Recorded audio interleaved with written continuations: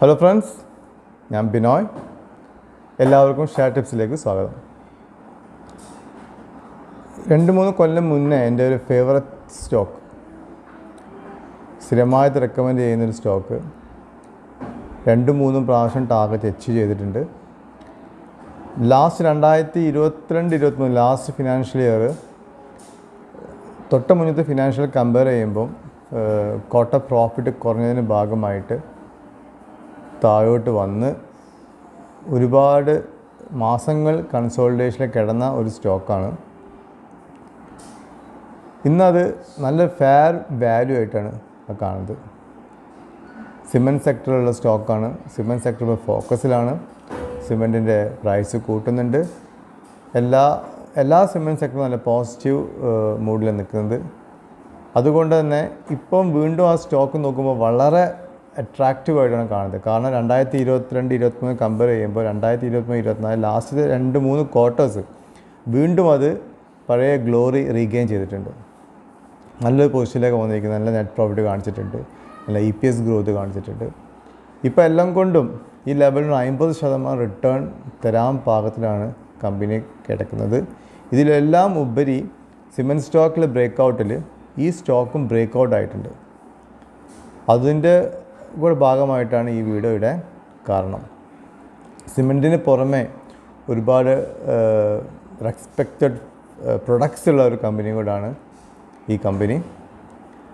അതിന് പ്രൊഡക്റ്റിന് ക്വാളിറ്റി വൈസിൽ നല്ലൊരു അക്സെപ്റ്റൻസ് കിട്ടിയ കമ്പനി കൂടിയാണിത്.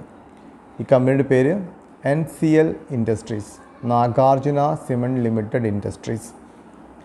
കാരണം സിമെൻറ്റ് എന്ന് പറയുകയാണെങ്കിൽ അൾട്രാടെക് മുതൽ ACC മുതലുള്ള വലിയൊരു ജയൻറ്റ് സിമെൻറ്റ് മേക്കറല്ല.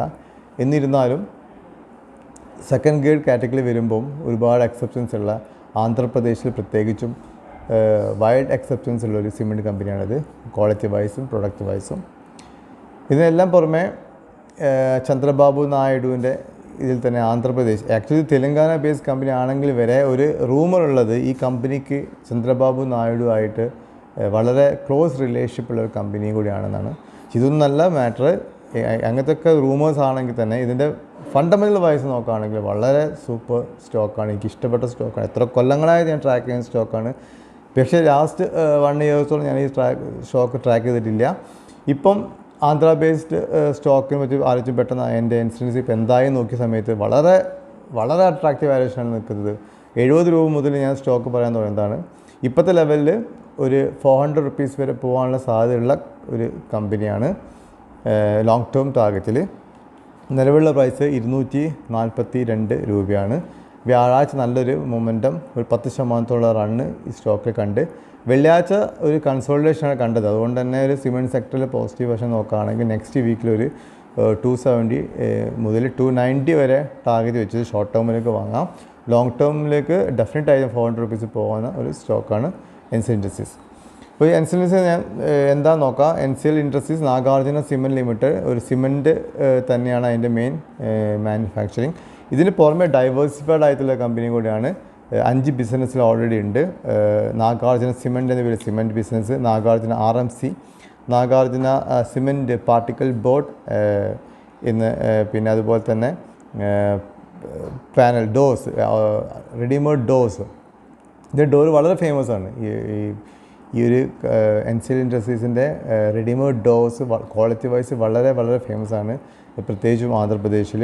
അതേപോലെ തന്നെ സിമെൻറ്റ് പാർട്ടിക്കിൾ ബോർഡ് നമുക്ക് എല്ലാവർക്കും കേരളത്തിലും അതിൻ്റെ പ്രസൻസ് ഉള്ള ഒരു കമ്പനിയാണ്.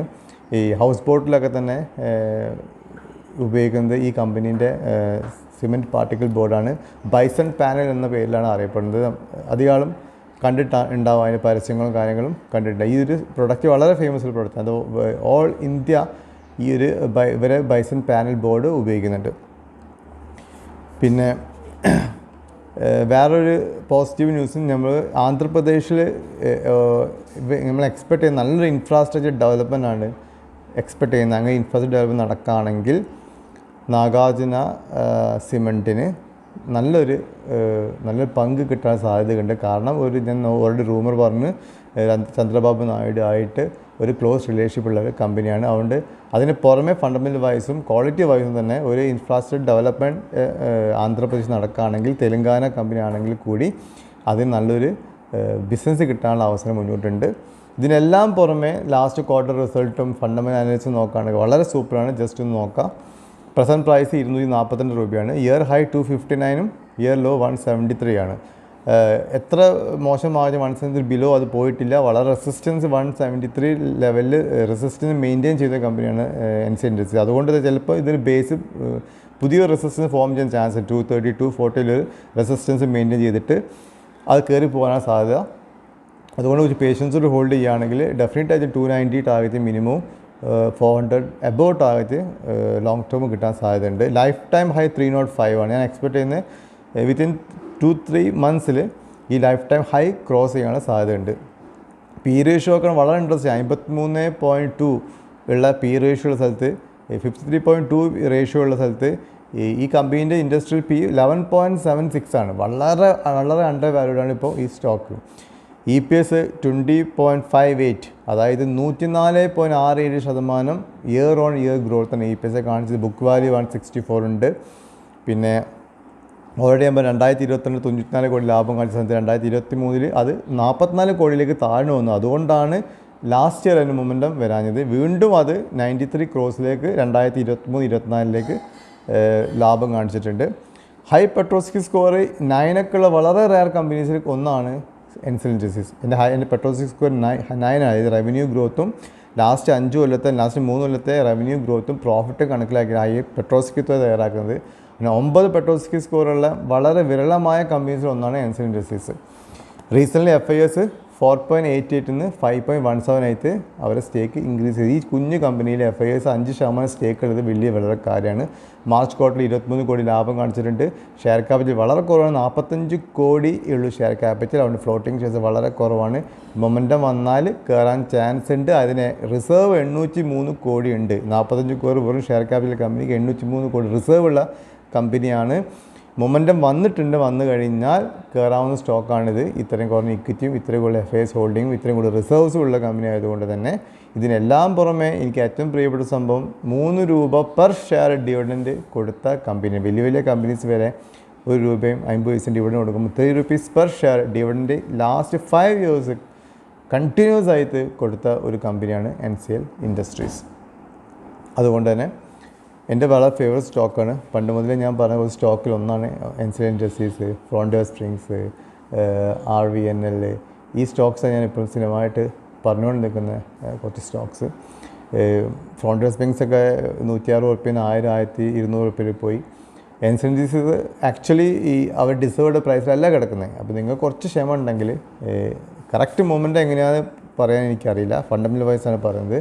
പക്ഷേ ഈ ലാസ്റ്റ് വീക്ക് വെച്ച് ഡെവലപ്മെൻറ്റ് കമ്പനിയിൽ കാണുന്നുണ്ട്, മൊമെൻറ്റം കാണുന്നുണ്ട്. സിമെൻറ്റ് സെക്ടറൊക്കെ ഫോക്കസിലാണ്. ആന്ധ്രാപ്രദേശ് ബേസ്ഡ് ഡെവലപ്മെൻറ്റ് വരികയാണെങ്കിൽ പോസിറ്റീവായിട്ട് ഒരു ബിസിനസ് ഡെവലപ്മെൻറ്റ് കിട്ടാവുന്ന കമ്പനിയാണ് NCL ഇൻഡസ്ട്രി. അതിൽ പഠിച്ചു നോക്കുക. വളരെ ചീപ്പാണ് സ്റ്റോക്ക്. ഇങ്ങനെ ചീപ്പായി കിടക്കുന്ന വളരെ കുറച്ച് സ്റ്റോക്സ് കഴിഞ്ഞ ഞാൻ പറഞ്ഞ വെൽസ്പ്രം കോപ്പ്, അതുമ്പോൾ NCL ഇൻഡസ്ട്രി, ഇത് ഇങ്ങനെ ഷെയറൊക്കെ തന്നെയുള്ളൂ. ഇങ്ങനെ പിയിലൊക്കെ അവൈലബിൾ ആയ കമ്പനീസ്, ബാക്കിയെല്ലാം കയറിപ്പോയ കമ്പനീസാണ്. 53.2 ഉള്ള പി റേഷ്യോ ഉള്ള സ്ഥലത്ത് 11.76 പറയുകയാണെങ്കിൽ ഇതിന് ഡബിൾ ആയ വരെയുള്ളൂ ഇൻഡസ്ട്രി പിന്നെ ഈക്വലാവുക.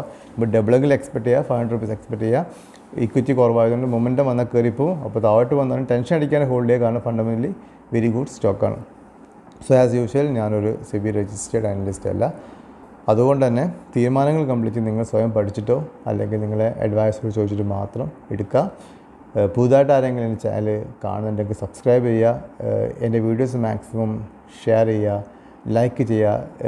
ഈ വീഡിയോയിൽ മേലുള്ള കമൻറ്റ്സ് എപ്പോഴും ഇടുക. Okay, thank you very much.